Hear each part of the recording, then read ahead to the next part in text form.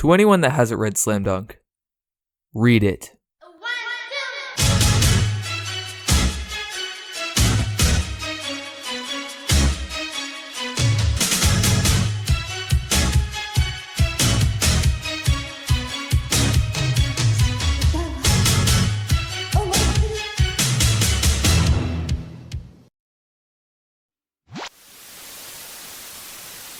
The 90s was a time of great change for the world of basketball.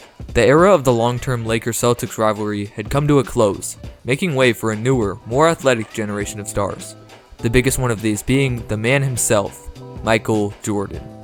Michael shook the world of basketball as he rose to a level of stardom never seen before. In a league dominated by large, slow centers, he became the highly marketable perimeter player needed to represent the NBA. News, TV commercials, shoes, Jordan's name was everywhere, and everyone wanted to be like Mike. This caused a massive spike in NBA viewership across the globe, even reaching places as far as Japan. And because of this, one man named Takehiko Inoue decided to write a basketball manga, titled Slam Dunk. When Slam Dunk hit the pages of the Shonen Jump magazine, it was an instant success, setting new records across the board for manga sales. Since Slam Dunk was serialized in 1991, it's gone on to sell 157 million copies globally, making it the 8th highest selling manga of all time. And in a poll of close to 80,000 Japanese for the Japan Media Arts Festival in 2006, Slam Dunk was voted the #1 manga of all time.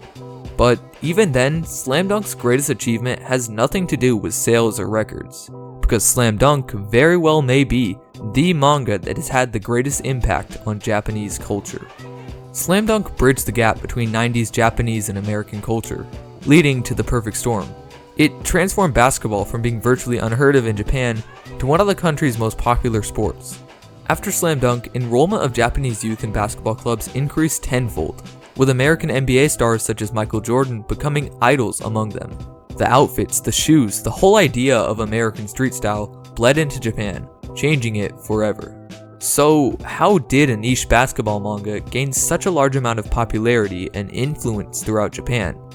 Well, to answer that question, we first need to take a look at the appeal of Slam Dunk. The first appeal is that Slam Dunk is just straight up cool. Before Slam Dunk, most people in Japan thought of basketball as just throwing a ball around in a dingy gym. But Slam Dunk changed this perception, portraying basketball as the cool sport it is. It explores all the culture surrounding basketball, from the baggy clothes to the team jerseys to even the shoes. A lot of characters will just be casually hooping in J's. And I mean, come on, just look at these guys. I could read a manga about them doing anything. The second big appeal to Slam Dunk is that it's realistic.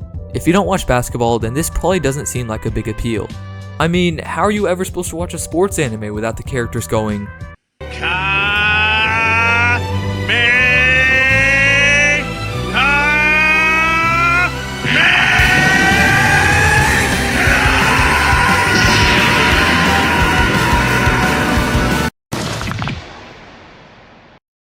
But let me tell you that this will never be as hype as this.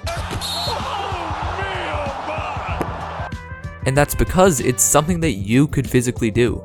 Okay, well, maybe not, but you get the point. Slam Dunk contains real people overcoming real physical challenges, causing their journeys to hold more meaning. The final and probably biggest appeal of Slam Dunk I want to touch on is how approachable the story is. When Slam Dunk came out, most people had no idea how to play basketball in Japan, so it's written with this in mind. Hence why Slam Dunk is the perfect sports manga for anyone that doesn't like sports. The story follows Sakuragi Hanamichi, an arrogant delinquent who's starting his first year of high school. One day, Sakuragi meets a cute girl named Haruko, who asks him if he likes basketball because of his staggering height. So of course he lies and says yes, proceeding to demonstrate his terrible skills to her. But after he finds out that Haruko likes Rukawa, a member of the basketball team, he yells out that basketball is a crappy game. This was a mistake, however, because the person standing near him was the basketball team's captain Akagi, who then challenges Sakuragi to a game of basketball in front of the whole school. The two play, and with the unfair advantages of not having to dribble and only having to make one basket, Sakuragi wins. Because Sakuragi has such a big head, this causes him to think that he's the best basketball player in the school, and after a lot of begging, he's finally allowed to join the team. The thing is, he still knows nothing about the game of basketball, and so he's stuck learning basic movements on the sidelines of practices. While Sakuragi may hate this, it gives Slam Dunk the perfect opportunity to teach an unknowing audience about basketball. As Sakuragi learns new skills like how to dribble, pass, and shoot, so does the audience. Throughout the story, Slam Dunk continues to introduce new rules and skills, gradually building up until the reader, along with Sakuragi, is able to gain a firm grasp on the intricacies of basketball. But the more Sakuragi learns about basketball, the more he realizes that he kinda sucks. He gets beat down, constantly messing up and causing the team trouble. The only things he has going for him are his height and slightly above average athletic ability. Sakuragi isn't some OP protagonist, he's just a normal dude. And with all that's against him, a normal person probably would have quit. But Sakuragi doesn't want to be just a normal person. He wants to be a genius. So he trains hard, practicing more than anyone else on the team. And he improves, creating a super satisfying journey as he starts to become a real basketball player. But this isn't some generic RPG isekai anime where the main character becomes OP after killing a couple of slimes. This is Slam Dunk. Sakuragi isn't some flashy star player and still messes up in every game all the way through the end. But he gives his full effort in every game, eventually finding his role in the team. With his great jumping ability and height, Sakuragi realizes that he can use rebounding to control the game. And so he becomes the self-proclaimed rebound king, lifting his teammates up and turning the tide of games when situations are at their worst. It's throughout this journey that Sakuragi starts to develop a burning passion for basketball, which eventually rubs off on the reader as well. But obviously, Sakuragi isn't the only one on the Shihoku High basketball team. So let's take a look at the rest of the team. First, we've got the delinquent. Then, we've got the delinquent. Next, we've got another delinquent. Ooh, here we go. We've got Michael Jordan Sasuke delinquent. From an outsider's perspective, it might seem like all these characters would be similar, but they couldn't be any more different. At point guard, we've got Myagi Ryota, the cool and confident speedster whose playstyle is based on NBA player Muggsy Bogues. At shooting guard, we've got Mitsui Hisashi, the calm, collected shooter likely based on Bulls player Craig Hodges. Next is Rukawa Cade, the reserved, insensitive scorer who's basically the Japanese version of Michael Jordan. At power forward, we've got the main character Sakuragi Hanamichi, who acts as an arrogant but aggressive rebounder for the team. With his bright red hair, Sakuragi is obviously inspired by the iconic Bulls player Dennis Rodman. Lastly, at center is the team's strict and responsible captain Akagi Takanori, whose NBA counterpart is the famous Knicks player Patrick Ewing. Each one of these characters plays an important role on the team, meaning that no character overshadows another. They all have realistic personalities that come from their own unique journeys. Take Mitsui for example. He was the middle school league MVP and during his first year of high school was showing promise to become one of the best in the nation. But this all came crashing to a halt when he suffered a devastating knee injury, leading to a year-long basketball hiatus. Because of this, throughout the whole story Mitsui struggles with his confidence, only thinking about how much better he could be if he hadn't gotten injured. But Mitsui isn't the only one with problems. Whether it's Rukawa's thirst for higher competition, Akagi's hesitant leadership, Sakuragi's lack of experience, or just Myagi being short, each character has their own detailed personal struggle akin to this. Slam Dunk even goes as far as to give the side characters their own deep personal journeys, like Koger, or this dude who I don't know the name of. One of the most impressive aspects of Slam Dunk is how it's able to build up all these converging narratives, and then pay them off in the most perfect and poetic of ways. Because there's such a wide range of personalities, a complex but fun team dynamic is created. A lot of manga are scared to say who's better friends with who, for fear of it ruining the uniform team dynamic. But Slam Dunk isn't. It takes the time to explore each character's relationship with each member of the team. Take for example Sakuragi and Miyagi's friendship, which originally started because they had both been rejected so many times. Most manga similar to Slam Dunk would stop there, leaving it as a shallow fact about the team. But instead, what we get is a continually evolving friendship that builds upon the reasons these dudes became friends in the first place. By the end of the story, Sakuragi and Myagi grow to become some of the best friends on the team, impacting their own development and decisions throughout. Because Slam Dunk's character relationships are established so thoroughly, they're able to have a massive impact on the matches. Some characters have great trust in each other, leading to unstoppable chemistry, while others have little trust in each other, leading to poor decision making. This is where Rukawa comes in. From the start of the story, Rukawa is set up to be Sakuragi's rival and biggest driving force. He doesn't like Sakuragi, he's the best player on the team, and he's the guy that Haruko likes. Because of this, the two have no chemistry. Rukawa won't pass to Sakuragi because of his lack of skill, and Sakuragi won't pass to Rukawa because he doesn't want to let him score any more points. This lack of trust continues to persist until the point where it's not an option anymore. The two must learn to trust each other if they want to win.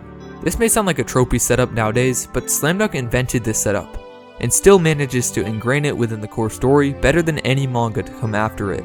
Slam Dunk gets you deeply invested in every character, making every victory matter so much more. But Shihoku doesn't always win. In fact, they lose a large portion of their matches. And that's because the teams they're facing aren't dumb. Each one trains just as hard as Shihoku, developing their own unique techniques and strategies along the way. They all have their own team dynamics, with highly developed and explored characters. For example, let's take a look at Toyotama. The team's fast-paced offensive playstyle had repeatedly carried them to high-ranking spots in the Inner High tournament, but this still wasn't enough for the school committee that had blown their budget on the basketball club. They demanded better results, which leads them to fire the team's beloved coach, putting in place a new one that they believe will improve Toyotama's defense. This action leaves the players outraged, causing them to constantly disrespect their new coach. And so, throughout the course of their match with Shihoku, we explore how this negatively affects each player on the team, along with how they learn to move on from it. Each team has their own collective character arc that exists outside of their matches with Shihoku. The teams all have their own relationships with other teams, like how Shihoku and Kanon both cheer each other on because they're from the same prefecture. Slam Dunk builds up its roster to the point that even the matches that don't feature Shihoku are just as exciting as the ones that do. Every team aspires to be number one, and every player has their own goals and dreams. In Slam Dunk, there are no heroes, and there are no villains. It's just a bunch of kids that like to play basketball, which is why when Shihoku wins, you can't help but feel a little bad for the other team whose dream has just been crushed. In the end, every team's character arc builds towards one thing: trust. Trust in yourself and trust in your teammates. Those that win are the ones who have it, and those that lose are the ones who don't. With all the complex challenges they face, learning to trust each other is the biggest one. This may sound cliche or whatever, but as someone who's participated in sports for most of my life, I can say that it really makes a huge difference. It's also why I kinda don't like manga like Blue Lock that spit in the face of this. If you don't like sports anime, then yeah, it's probably pretty cool. Like, haha, I don't need teammates, I'm the best player here. But in real life, that concept just doesn't work. Yes, one player can carry a team, and this is explored in Slam Dunk. But there will always come a point where that alone just isn't enough. Moving on though, one of the biggest appeals of Slam Dunk that I haven't touched on is that this manga is genuinely hilarious. Most sports manga just use the same reaction-based comedy you've seen in every other generic shonen series. It's like, "Oh senpai, you bad boy, I'm gonna make a funny face and fall over now." I'm not saying that this kind of humor is necessarily bad. I mean, it obviously appeals to someone if they keep doing it, but more so that the someone it appeals to just isn't me personally. On the other hand, while Slam Dunk does occasionally use this type of humor, the majority of its jokes use multi-layered character-based comedy. Every time Sakuragi comes up with a new dumb idea, it's hilarious, because it's just such a Sakuragi thing to do. Instead of killing the pacing, Slam Dunk's comedic moments only complement it, with a good joke never feeling out of place.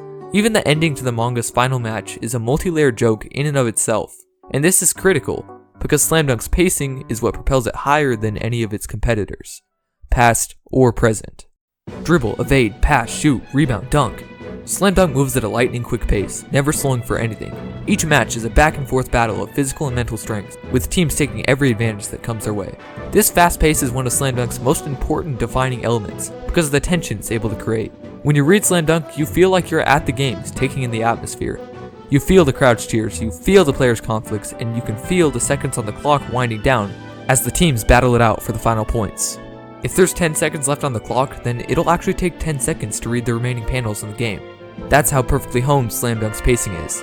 Reading Slam Dunk legitimately made my heart beat in a way no other manga ever has. It builds and it builds and it builds until BAM! The payoff. And I mean it when I say Slam Dunk pays off, because this is the most hyped piece of media I've ever had the pleasure of consuming. I found myself literally jumping out of my chair in excitement while reading it. Slam Dunk also disperses these hype moments perfectly throughout, with each one being built up and paid off right when it's needed. Once you start a match, you can't put it down until you've read all 50 or so chapters, and the pacing is so fast that you can fly through each one in an absurdly short amount of time. This fast pace is accentuated by Slam Dunk's art. If you haven't noticed by the panels I've been showing, the art in Slam Dunk is amazing. That's because it's written by Takehiko Inoue, who's well regarded as one of the greatest manga artists of all time. And what's so cool about Slam Dunk is that you get to see the slow progression of Inoue's art style over time. It starts off looking simple and somewhat cartoonish, but eventually evolves into the hyper-realistic art style he's known for today. When creating a basketball manga, conveying motion in a believable way is likely the most important aspect, and Inoue definitely understood this. Each action is carefully strung together in order to create an easily readable series of events. Just look at these panels and pay attention to how your eyes zip across them, easily understanding each motion. The moves feel extremely realistic and recreatable, because they are. Many of the panels are based on real, iconic photos captured during NBA games, and these moments are given the illusion of motion through Inoue's masterful use of speed lines. You can feel when the players are moving fast and when they're moving slow. You can feel when they're tired and when they're energized. It's through this that Slam Dunk's art dictates its pacing, fast and furious, all the way until the end. Okay, so now I'm going to talk about Slam Dunk's ending. Obviously, there will be some spoilers, but I also don't think that knowing what happens beforehand will affect your enjoyment of the series in any way. Though, if you do want to skip this part and go into the series completely blind, then you can skip to this time in the video. Okay, so Slam Dunk's ending is pretty controversial. The last match ends in a climactic victory with everyone celebrating Shihoku's win, and then, out of nowhere, it just says that they went on to get trashed in the next round of the tournament. The tournament hadn't even ended, and the series just abruptly stopped, slowing down to show the lives of the team after the season. But I think that although I would have preferred for the series to continue, this ending is able to say something special. Like in Slam Dunk, things in life don't always end on a Hollywood high note. The things you love and work so hard for now will someday come to an end. And when this happens, what will you have to show for it? Will it be the fleeting accomplishments or the memories you gained in pursuit of them? So basically, what I'm trying to say is that it was the friends we made along the way. The reason I enjoy manga so much is because it's just you sitting down and experiencing one person's creation, leading it to be one of the most intimate forms of media. And it has pictures. Get those books out of here. Because manga is so intimate, it's the perfect medium for authors to infuse their feelings and passions into their work. And this is what Takehiko Inoue did with Slam Dunk. He was just one man with a passion for basketball, but through manga, he was able to spread that passion across the world. Just like Sakuragi with basketball, you may just start this manga because it sounded cool. Heck, you may not even like basketball. But eventually, you learn to love Slam Dunk. Not because of the art, the pacing, or the story, but because it was one man's passion that drove him to create all of this. And yeah, I think that's pretty freaking awesome. So, I kind of forgot to mention this in the video, but please read the manga. The anime is super slow and only covers like half of the story. But there is a new Slam Dunk movie coming out later this year that's written and directed by Takehiko Inoue, so hopefully that'll be pretty good and can get some new fans into the series. If you like this video, then please consider leaving a like and subscribing. I'm trying to make each upload better than the last, so hopefully I accomplished that today. Also, thanks to the 100 of you that have subscribed. Your support means a lot to me. Thanks for watching. Bye.